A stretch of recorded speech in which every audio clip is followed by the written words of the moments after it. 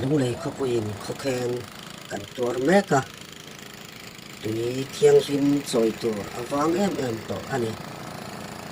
ti lai hian mat loi tui chu lo thei lowa kan choi alo ngai ta a mi pui ne na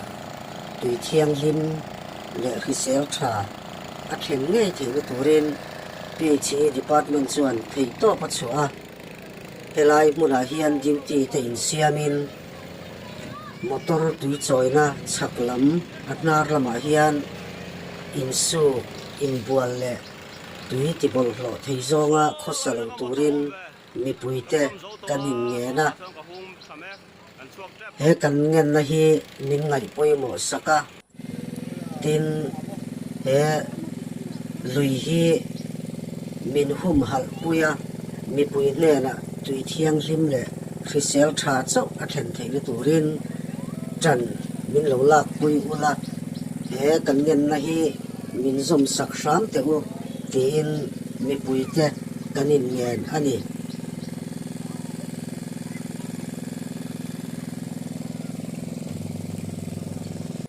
nang le kein kan hum hal lo chuan hum hal tu tur midang an chuang lo mi pui ten tui thiang hlim kan mamo lai tak hian thei top i chuatlang thewang u